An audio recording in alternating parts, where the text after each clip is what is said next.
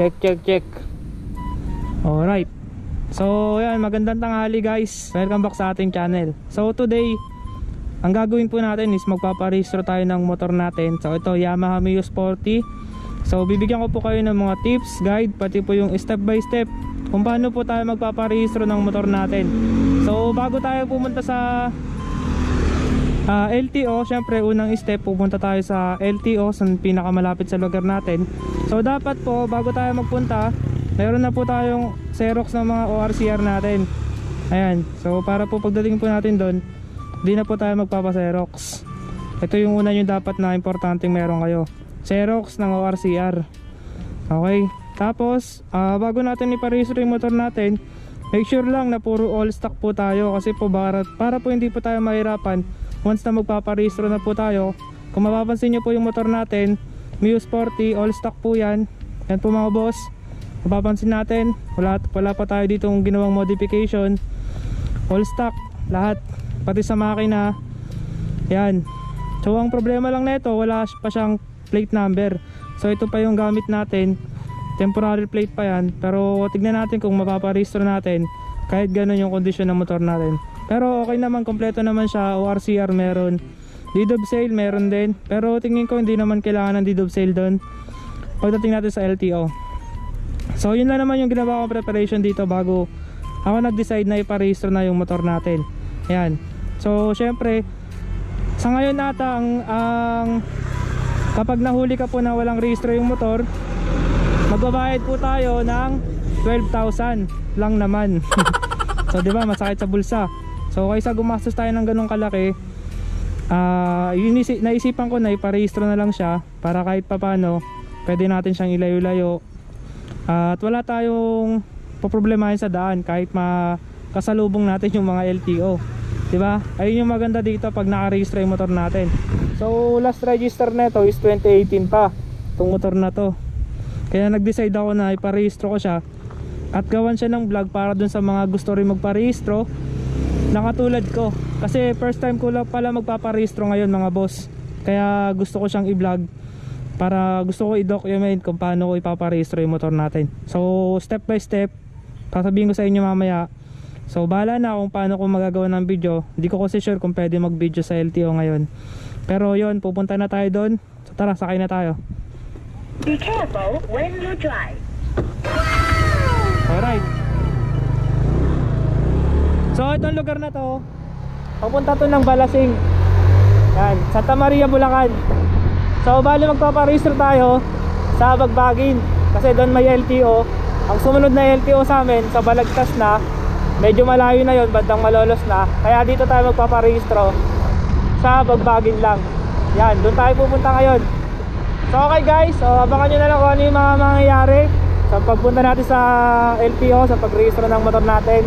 Ibabalag ko naman siya step by step kung magkano at kung ano yung mga gagawin natin, mga kailangan natin pag nandun na tayo sa LTO, pag magpaparehistro na tayo ng motor natin. So punta lang muna ako doon dahil medyo malayo-layo pa to mga boss. Abang-abang na lang kayo, stay tuned lang kayo sa vlog natin. So sana makatulong tong vlog na to para sa inyo, syempre, para din safe tayo sa kalsada. Wala tayong iniisip, dapat nakarehistro yung motor natin, registrado dapat. So ayan mga boss, mag-rides muna ako dito. Ayan, first time natin magpaparehistro. So ano ko na lang kayo, update ko na lang kayo kapag nasa LTO na tayo, okay? Okay, so peace.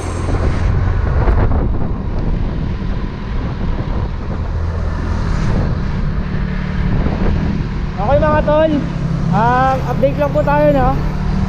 So dito na tayo sa malapit na tayo sa dulong bayan, Santa Maria, Bulacan na to mga boss. Dahil dito tayo magpaparehistro, sa Bagbagin tayo, Bagbagin Santa Maria. Dito yung LTO. Ayan, so dito tayo dadaan sa lugar na maraming one way. Halos lahat dito one way, kaya pag dito kayo nadaan sa dulong bayan, mag-ingat lang kayo dito mga boss. Ay no, tulad nyan, no entry. Yan. So dito tayo simbahan ng Santa Maria. So ingat kayo dito, laging may mga one way dito. Puro one way dito, kaya kung hindi nyo kabisado dito, mag-ingat talaga kayo. Kung hindi, mayayari kayo dito. isa to sa puro one way eh. Daanan dito. Yan. Malapit na rin naman tayo kasi ang sunod na ito, Bagbagin na. Yan, dadaan lang tayo sa part ng Santa Maria, ang munisipyo, tapos Bagbagin na yon. Naalala ko pa, dito ako na unang nahuli. Yung unang kumuha ko ng lisensya, nakakuha ko pa lang ng lisensya nun, di pa ako nakakauwi, nahuli na agad ako. Ayun o, one way. Kung hindi nyo talaga alam dito, kabisado dito, mayayari kayo dito sa one way, matadali kayo sa one way. Ayan, dito ako nahuli nun. Yan, sa munisipyo na yan. At yung munisipyo ng Santa Maria, dito tayo dadaan, tapos papunta ng Bagbagin.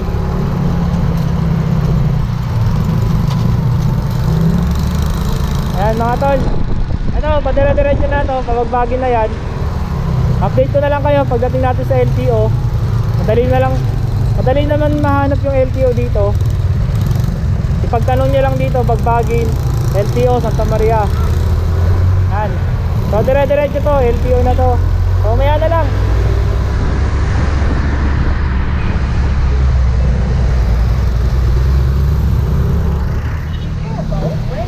So okay mga boss, update lang. Dito na tayo sa Bagbagin. Ito Yamaha. Dito tayo dadaan. Pasok tayo dito sa compound ng LTO. Ayan, diretso lang tayo sa compound. Pag may nag-alok sa atin, wag na tayo entertain. Ayan, so sa kabila daan natin. Makikita nyo Metrobank. Tapos ito daan papuntang LTO sa loob. Ayan, dito tayo.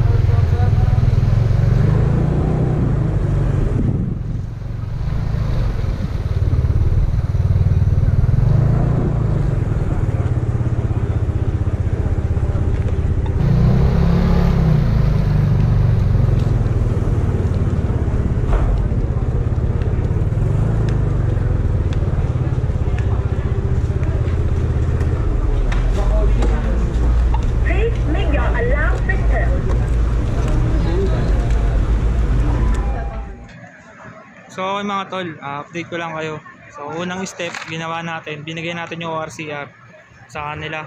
Tapos nagbayad tayo ng 850 para dun sa insurance. Tsaka sa pero ba to sa emission. Yan, emission tsaka sa insurance. Magkakaroon tayo na ito. Parang resibo. Tapos pupunta na tayo sa emission. So yan, emission muna natin yung motor natin. Okay mga tol, mission tayo mga tol. Hanapin natin si Astra. Mag-ingat lang kayo dito kasi marami ditong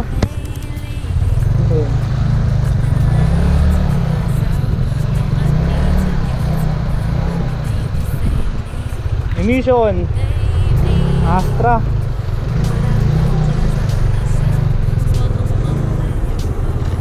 Astra, yun, eto Astra Automotive System. Papa-emission natin yung motor natin.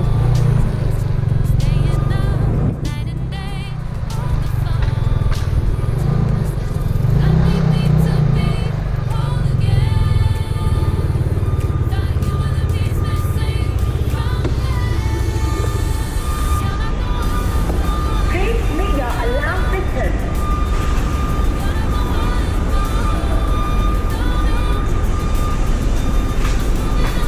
Sir? Pa-emission sir?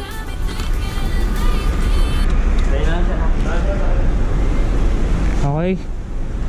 First step, pupunta magbabayad para sa emission at sa insurance. Tapos papa-emission natin yung motor natin. So 850 pa lang binabayaran natin. Ayan. Woo! Registro na rin si Rev. Ang problema lang mga boss, hanggang April lang. Kasi 4 yung nasa dulo ng plate number ko. Yan 4. Hanggang April, tapos April mapapaso na siya. Pero pinarehistro ko na rin. Okay lang yun. At least gusto ko kasi talaga iparehistro. Dito na rin naman tayo. Okay na yun. Okay mga tol, tayo lang natin, papa-emission tayo. Dito tayo emission. Second step natin. So binigay ko yung papel ko doon. Hintayin na lang po natin ipa-emission.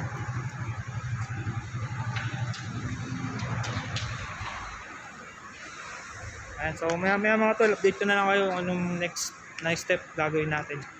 Yes.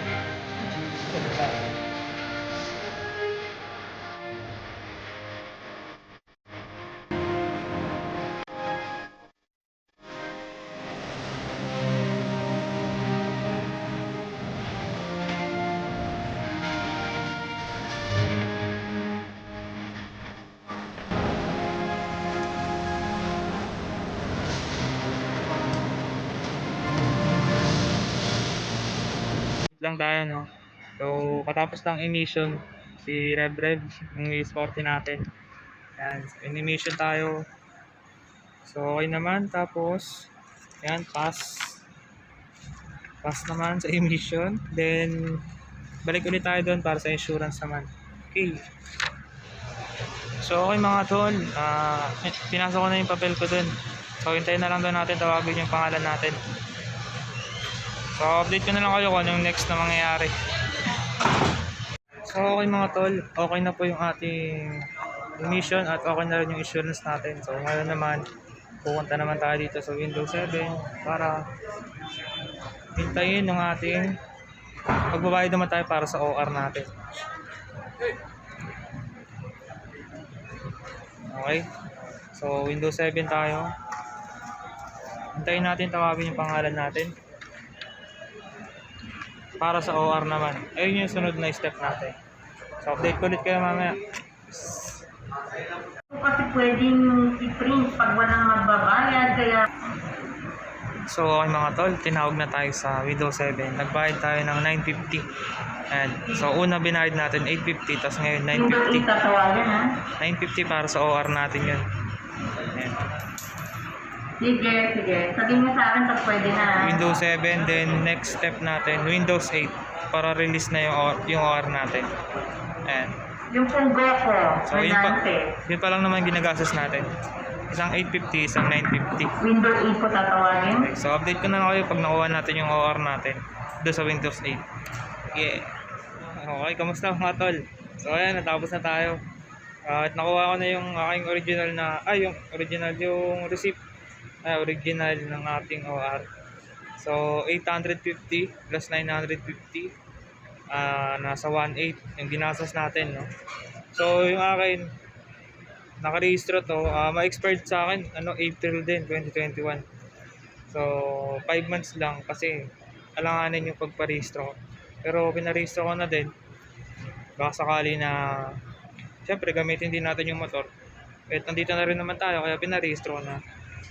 Okay, so ito na, okay na yung ating rehistro.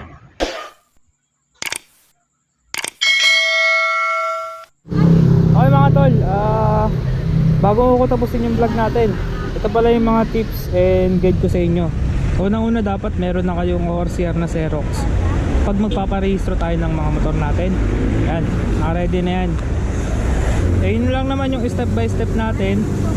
Una is magpapa-emission and emission tsaka insurance. Kukuha tayo nyan. So ako binayad ko is 850 para dito sa dalawa. Pagtapos nyan, pipili naman tayo para magbayad tayo para sa OR natin. Ito yung OR natin, original. Nagbayad ako dito ng 950. Depende yun sa mga penalty natin. So ganun lang naman yung step by step. So dagdag ko na rin, all stock naman yung motor bago ko siya iparehistro. Wala naman akong binago, tapos naka stock pipe din ako, stock muffler. So para mas mabilis lang, isasuggest ko sa inyo, ako kasi yung nasa plate number ko, ang dulo nito is 4. So ibig sabihin pag nagparehistro tayo ngayon, next year April siya may expired kasi January, February, March, April. So pang-apat na buwan April, dahil ito yung nasa dulo ng plate number.